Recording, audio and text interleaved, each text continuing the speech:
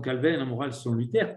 Et c'est un débat qui est toujours dans les églises protestantes luthériennes et réformées. Et depuis, il perdure. Même si aujourd'hui, bon, bien sûr, les églises luthériennes et réformées se sont mises ensemble, et donc on va trouver, c'est beaucoup plus mélangé que ce que c'était à l'époque de la Réforme, mais n'empêche que on trouve ces courants théologiques encore aujourd'hui.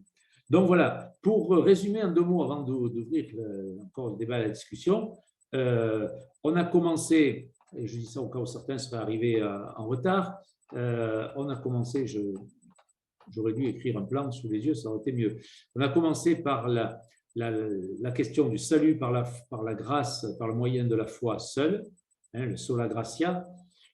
Ensuite, la prédication d'un Dieu inscrit dans la finitude, c'est-à-dire théologie de la croix de Luther, c'est le Christ seul, et puis le sola scriptura, les Écritures seules. On a parlé de le renouvellement de l'interprétation des Écritures qui a représenté la Réforme. On a parlé ensuite de l'Église, la vision de l'Église de la Réforme. Puis on a parlé de la problématique éthique, comment vivre la vie chrétienne quand on est déjà sauvé. Je voudrais dire juste que pour les deux, pour Luther comme pour Calvin, la sanctification est un cadeau, elle est donnée. On n'a pas à se sanctifier soi-même. Sanctification fait partie du don, de la grâce. Et que c'est pour ça que l'éthique ne fait pas de vous un petit saint, elle ne vous sanctifie pas à aucun niveau. Voilà, je m'arrête là pour qu'on ait un peu de temps, parce que je vois que c'est déjà 21h40. Il nous reste un quart d'heure pour du débat s'il y en a. Je ne sais pas, je ne vois pas de questions sur le chat qui sont arrivées. Il y en avait tout à l'heure, là, je n'en vois plus.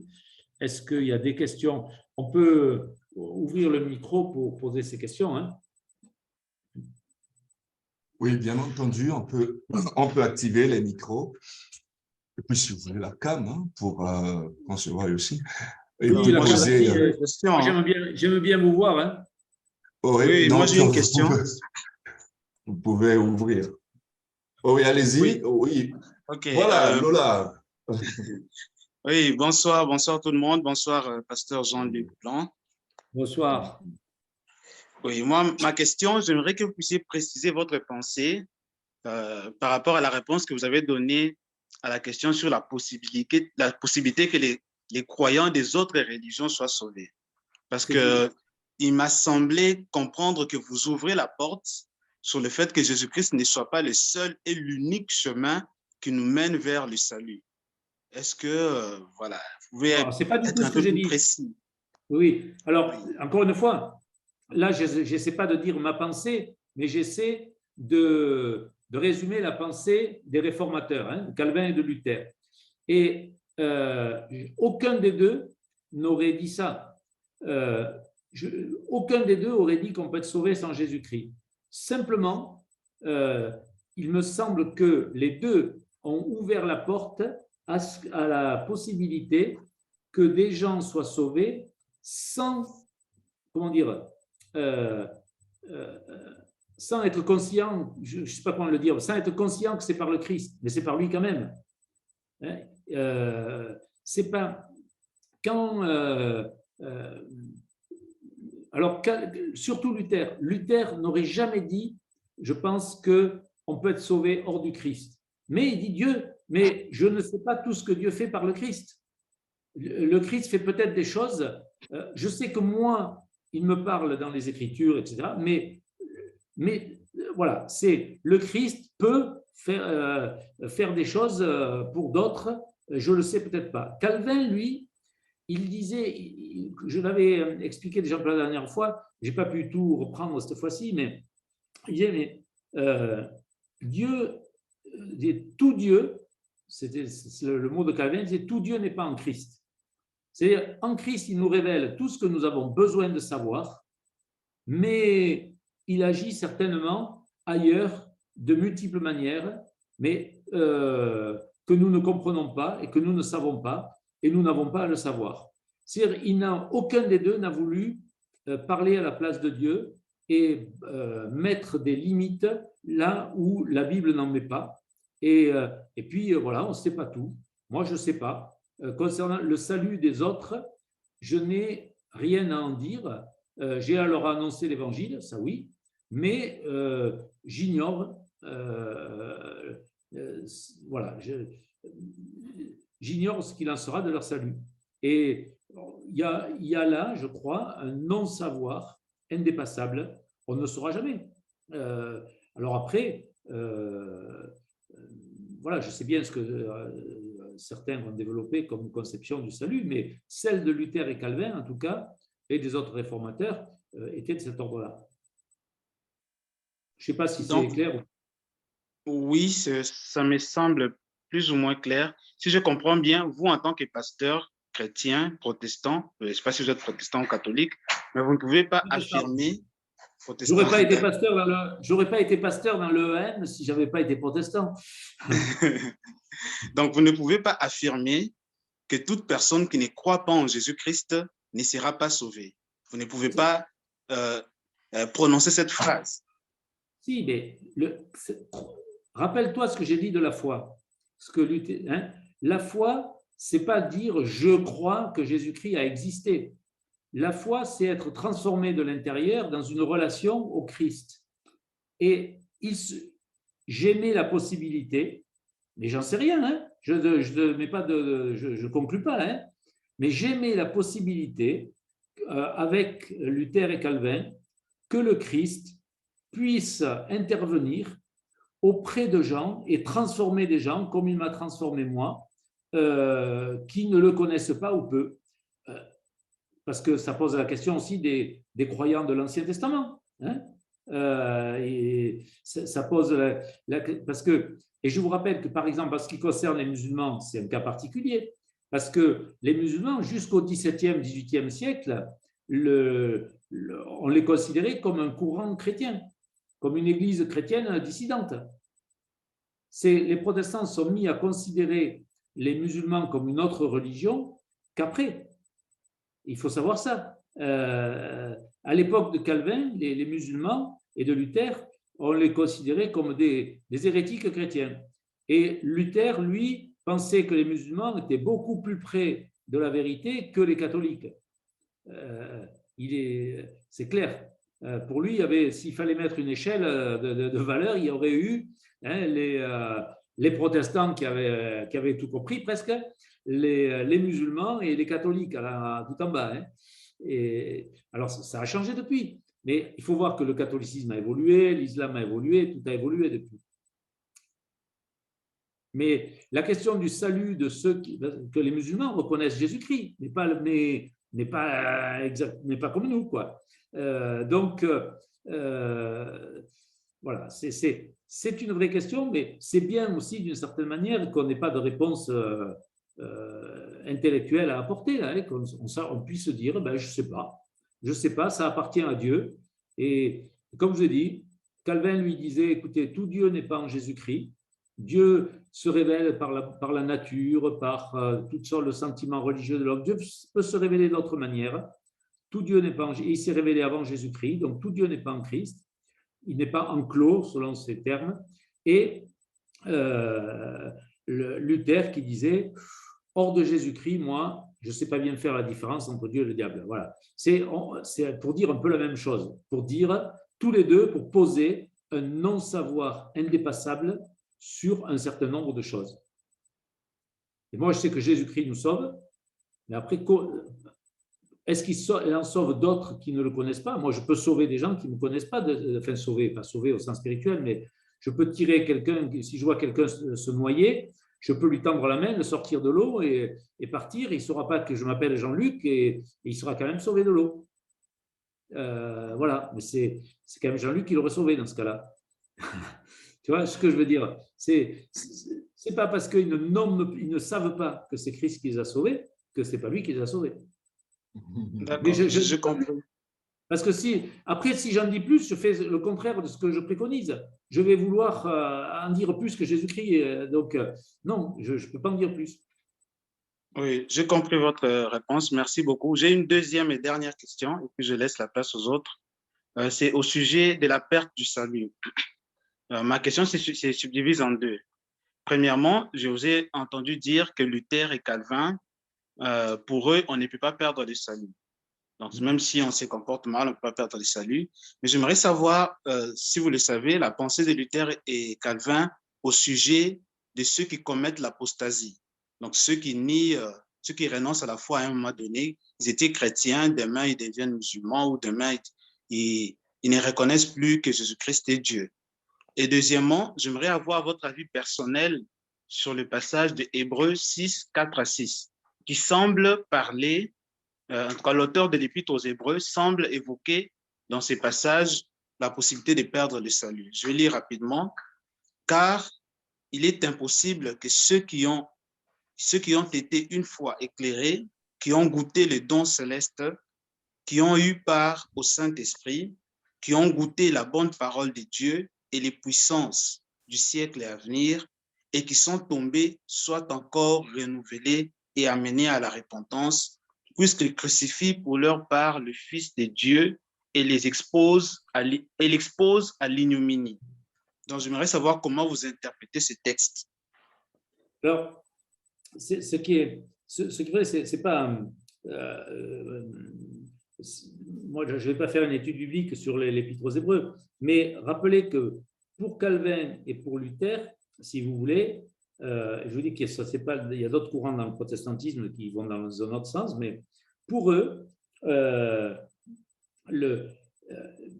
pense que. Alors, il faudrait que je relise certains textes là, et je ne voudrais pas dire de bêtises, mais je dirais que Calvin, lui, il dirait si les gens vraiment pouvaient abandonner complètement la foi, quitter Dieu, c'est qu'ils ne l'auraient pas vraiment connu. Voilà comment il s'en sortirait, Calvin. Je ne dis pas qu'il a raison, hein, je dis que c'est. Mais je n'ai pas de texte à citer pour le dire là, je n'ai pas cherché des textes, donc je ne voudrais pas dire de bêtises. Mais en tout cas, ce qui est certain, c'est que pour lui, c'est impossible. Si l'élection, si c'est bien Dieu qui prend l'initiative du salut de l'humain, il est impossible que cet humain perde ce salut, parce que c'est un acte de Dieu, ce salut. Et Dieu, il ne revient pas sur son acte. Il n'en revient pas. C'est pour ça que jamais les protestants n'ont rebaptisé non plus ceux qui étaient baptisés par les catholiques. C'était pour cette même raison, parce que si le baptême est un acte de Dieu, qu'il soit fait par des catholiques ou pas, même si on n'est pas du tout d'accord avec eux, on ne revient pas dessus, parce que c'est un acte de Dieu. Et si c'est Dieu qui me sauve, je ne peux pas perdre ce salut. Donc voilà, ça c'est la position de Calvin et de Luther. Mais on a trouvé dans le protestantisme après d'autres approches, avec le méthodisme. John Wesley, quand il est arrivé, c'est plus tard ça. Quand John Wesley est arrivé, lui, il en avait marre de voir les chrétiens en Angleterre qui faisaient n'importe quoi. Et lui, il a pensé que les chrétiens pouvaient perdre leur salut. Et il s'est rattaché à ce courant, l'arminianisme, qui est ceux qui se réclament d'un dénommé Arminius, qui lui avait émis la possibilité, en citant justement le fameux texte de l'Épître aux Hébreux, qu'on peut perdre son salut. Alors, évidemment, celui de l'Épître aux Hébreux, c'est pour ça que je dis que je ne veux pas entrer dans une étude biblique maintenant, on n'a pas le temps, mais vous demanderez au pasteur de vous les faire. Il faut le lire à la lumière de tous les autres textes qui parlent du salut comme un acte de Dieu qu'on ne peut pas remettre en cause. Il faut le lire à la lumière de tous ces textes-là. Mais faites le travail vous-même. On n'a pas en 5 minutes, 7 minutes, on ne peut pas se lancer dans une affaire comme ça. C'est au moins une grosse étude biblique pour prendre en compte plusieurs textes sur la question et voir comment ils s'articulent. Ce n'est pas que je ne veux pas en parler, mais ça m'est arrivé de faire des études bibliques, même au Maroc, là-dessus, parce que c'est une question qui n'est pas nouvelle, mais je ne peux pas le faire maintenant. D'accord. Il y a une autre question. Merci beaucoup, Lola. J'espère que c'est bon, Lola, pour les questions. Donc, oui, c'est bon. Merci beaucoup. Merci beaucoup, frère Lola. Donc, nous passons. Il y a une main levée, je vois, c'est Albert. Il est où? Je ne le vois pas, D'accord, mais ok. Merci pour la parole. Merci, pasteur. Merci, pasteur Jean-Luc. Déjà pour l'exposé et vous avez aussi répondu à certaines questions que j'avais écrites. En tout cas, ça m'a assez éclairé. J'avais deux petites questions dans la suite par rapport à la foi. Sauf si je n'avais pas bien compris ce que vous avez exprimé au tout début. Il me semblait noter une idée selon laquelle la foi n'est pas forcément le moyen par lequel on doit chercher à obtenir les choses de la part de Dieu. Dans un certain sens, peut-être la foi pour le salut, je le comprends. Ma question est de savoir, est-ce que on devrait peut-être parler de différentes conceptions de la foi en elle-même, parce que dans certains passages de l'Évangile, on voit Jésus qui dit à quelqu'un, ta foi t'a sauvé, va qu'il te sauve selon ta foi. On voit dans Hébreu, on nous dit que voilà, par la foi, les gens ont été guéris, ils ont vaincu pendant les combats, ils ont échappé au danger, ainsi de suite. Donc, je voulais juste savoir, est-ce que c'est peut-être des traditions françaises qui ne sont pas parfaites ou bien quelle sera la lumière sur ce premier point? Le deuxième, dans la suite de ce qui vient d'être dit par rapport aux différentes religions, toujours pour plus d'éclaircissement, moi, en lisant Romains 10, vers la fin, je semble comprendre que quand Paul dit comment croiront-ils en celui dont ils n'ont pas entendu parler, comment ils vont entendre parler s'il n'y a pas de prédicateur, j'ai comme l'impression qu'il est forcément nécessaire qu'on puisse entendre parler du Christ et que ça fait partie, en tout cas, des moyens par lesquels Dieu nous sauve. Et je me demande comment est-ce que quelqu'un pourra être sauvé sans le savoir, parce que d'une certaine manière ou d'une autre, il aura forcément cette rencontre avec le Seigneur. Donc, je voulais un éclaircissement sur ce deuxième petit point. Le dernier, c'est peut-être une certaine doléance plus vers l'équipe de formation. J'ai un peu l'impression, ça, ce n'est pas une critique, mais c'est une doléance, comme j'ai dit. Peut-être qu'on n'a pas le temps, quand on parle des autres courants comme les pentecôtistes, les charismatiques, ce qui fait que dans les exposés, on a l'impression qu'on évoque ces courants-là juste pour les caricaturer entre griffes de l'émotion. Ce serait peut-être bien qu'on ait l'occasion aussi de faire des exposés assez systématiques pour voir qu'est-ce qu'il y a du bon là-dedans ou quelles sont voilà, les limites objectives, quoi. Voilà, merci. Merci, Alors, Albert. oui, effectivement, c'est une bonne question. La dernière aussi, c'est une vraie question. Comment on intègre dans cette réflexion le mouvement pentecôtiste et ce qu'il a apporté au protestantisme. Et puis les mouvements pentecôtistes, parce que là, il y a des pentecôtismes très différents les uns des autres. Sur la question de la foi, qui deviendrait, comment dire, un genre d'œuvre nécessaire pour obtenir quelque chose de la part de Dieu, dans le Nouveau Testament, cette foi, elle est toujours donnée par Dieu. La foi est toujours un don de Dieu. Et quand Jésus dit « mais ta foi t'a sauvé », bien sûr, mais moi, quand je dis « salut par la foi », c'est bien ça, ta foi t'a sauvé, mais cette foi, je ne me la suis pas fabriquée. Elle-même est un don. C'est pas ma foi c'est pas moi qui me sauve, c'est Dieu. Si c'était moi qui faisais le choix de croire ou de ne pas croire, si c'était moi qui fabriquais ma foi ou qui ne la fabriquais pas, je me sauverais moi-même. La foi serait une œuvre. Alors, il y en a peut-être qui croient cela, mais ceux qui croient cela sont complètement hors d'une pensée protestante. Voilà, je veux dire.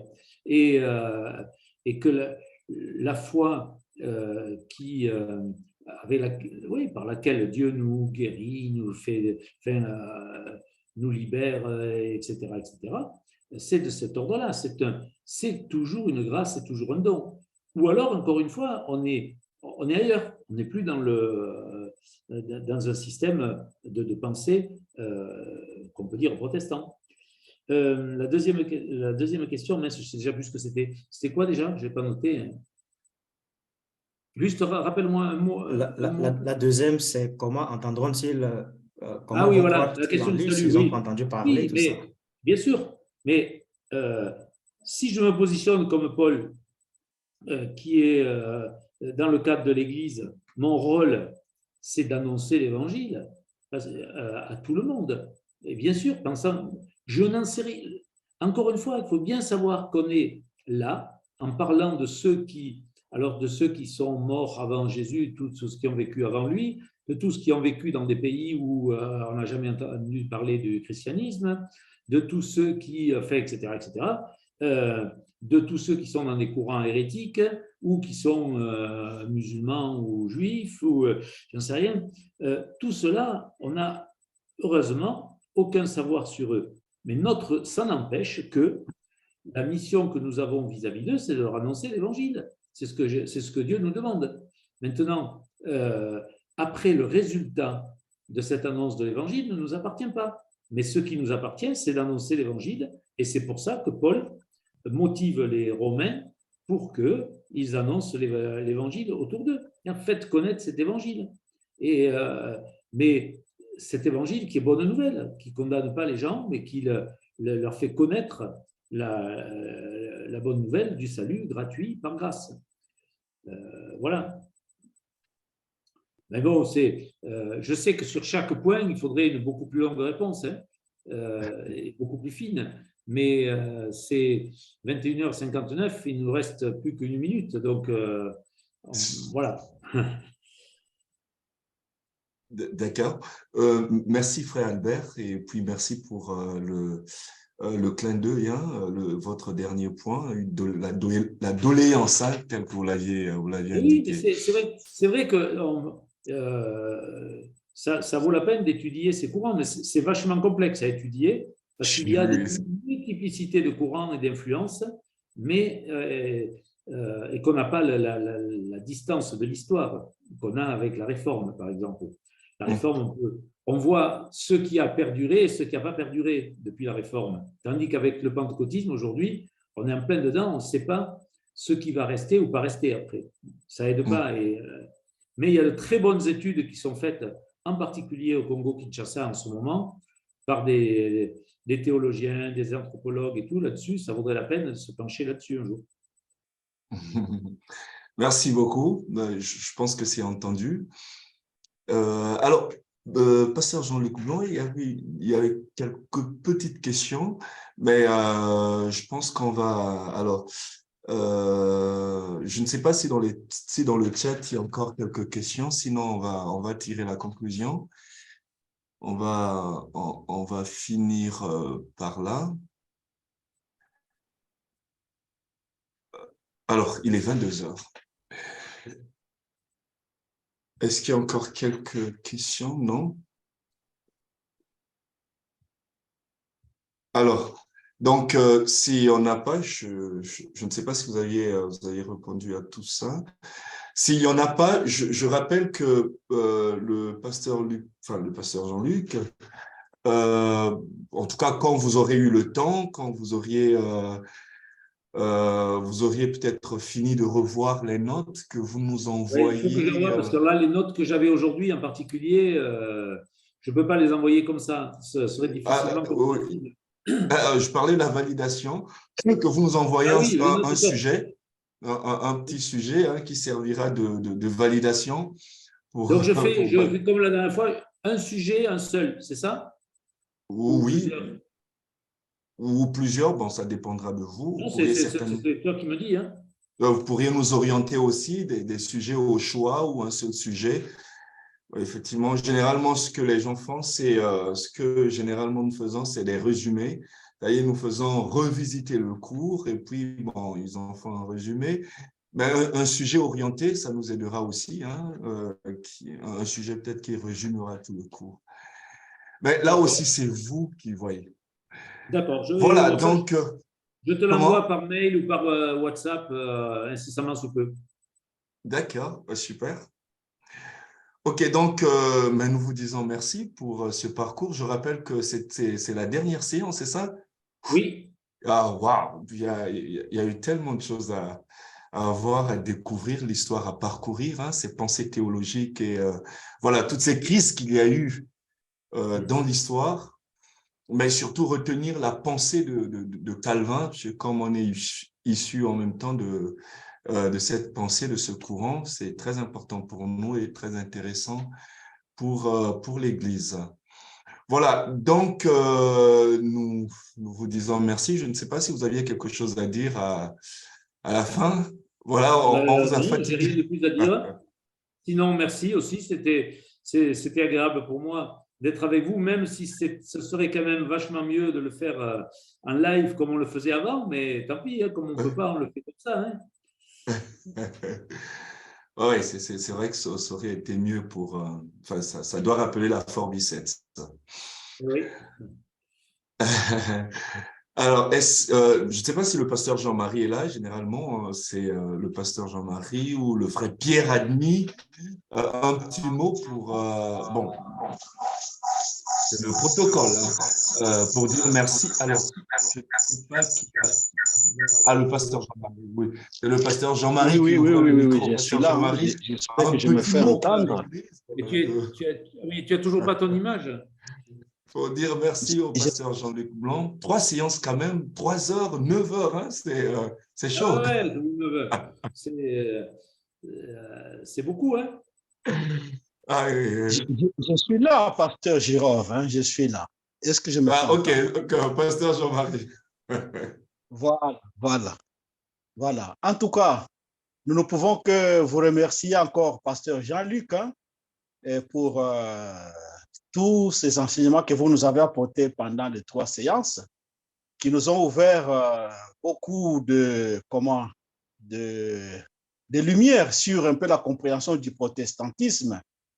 Je me rappelle, ça me fait toujours revivre tout ce que nous avons vécu dans l'EAM avec les mêmes discussions qui reviennent en attendant les questions qui se posent par-ci, par-là. On comprend qu'on est toujours confronté aux mêmes réalités. Mais je reste convaincu que c'est que les affirmations que vous dites et les éclaircissements que vous nous donnez, ça nous déplace toujours. Ça nous déplace toujours et ça permet de plus en plus. Pardon? Toi, tu l'as entendu tellement de fois. Oui, non. J'ai dit à propos de tout ce qui pose des questions qui restent fermes, mais ça nous déplace toujours. Et ça tourne toujours à notre utilité. Nous commençons de plus en plus à être apaisés avec la foi que nous embrassons. Je reste convaincu. Vraiment que le Seigneur vous bénisse pour tout ce que vous nous venez de nous apporter. Et nous espérons que, nous aurons encore l'occasion de vous revoir dans d'autres enseignements. Donc, au nom de l'Église évangélique au Maroc, au nom de la présidente qui n'est pas avec nous, au nom du bureau de la commission exécutive, au nom du département de la théologie et de la formation, nous vous disons un très, très grand merci et que, voilà, le Seigneur vous bénisse pour tout. Et voilà, qu'est-ce que nous pouvons faire encore pour vous, comme l'apôtre Pierre pouvait dire, que je n'ai rien à te donner, mais ce que j'ai à te donner, voilà, au nom de Jésus, que le Seigneur Jésus-Christ lui-même vous bénisse et vous rende au centuple ce que vous venez de nous donner. Voilà, merci. Merci à vous. Ok, donc merci beaucoup, pasteur Jean-Marie. Nous allons simplement prier pour dire merci à Dieu pour toutes ces séances, hein, ces 3 séances. Et juste avant, j'aimerais rappeler que nous attendons toujours les validations et ceux qui ont voulu valider quelques cours pour l'année passée. Donc, nous attendons jusqu'au mois d'avril. Et aussi, nous revenons sur la participation. Veuillez écrire lorsque vous connectez. Veuillons écrire nos vrais noms parce que chaque fois, nous relevons, nous mettons à jour la présence dans chacun, nous faisons la mise à jour de la liste pour tous ceux qui sont là. Et enfin, il y avait une dernière chose. Oui, pour la séance prochaine, je pense qu'on aura une petite pause après avoir parcouru l'histoire. Donc, depuis les réformateurs et tout ça, donc le lundi 30 janvier, nous ferons une petite pause, nous allons souffler et nous reviendrons le 6 février, je pense donc le lundi prochain, sur la question de la littérature, je dis littérature, la liturgie, avec le pasteur Maxi. Donc, il reviendra sur les questions de la liturgie, le chant liturgique, les rubriques liturgiques, ainsi de suite. Voilà. Pasteur Jean-Luc, est-ce que vous pourriez prier pour nous? Et puis, Bien sûr. voilà. Nous voulons nous tourner vers toi, Seigneur, dans la prière maintenant, te demandant de nous aider à tirer profit de tout ce que nous avons discuté, partagé. Donne-nous de savoir en vivre, de savoir le réinterpréter pour notre temps et pour aujourd'hui.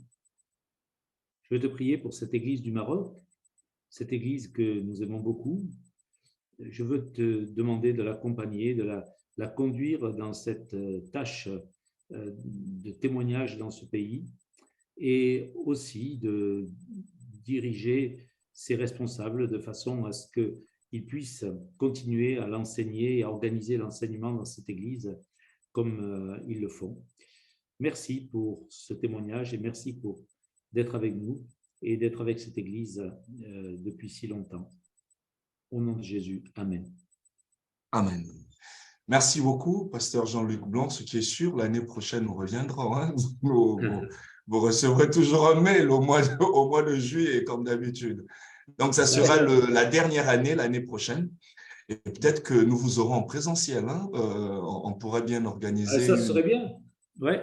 Ça, c'est toujours. Vous savez, je préfère les présentiels que les Internet. Hein, mais bon. Oui, nous les préférons tous, vraiment. Ça, je pense que l'année prochaine, on organisera une conférence et puis vous viendrez intervenir sur un thème dont nous parlerons. Voilà, merci beaucoup. Et oui. Il n'y a pas de quoi. Et merci à vous. Ok, super. Allez, bonne fin de soirée.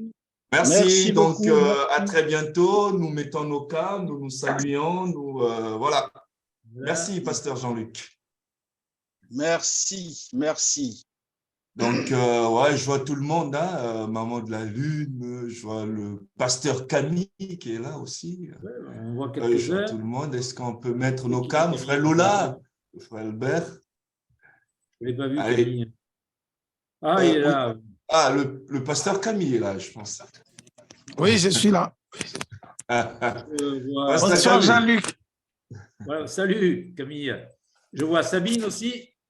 Oui, merci beaucoup. C'était vraiment intéressant. Au fond de son désert.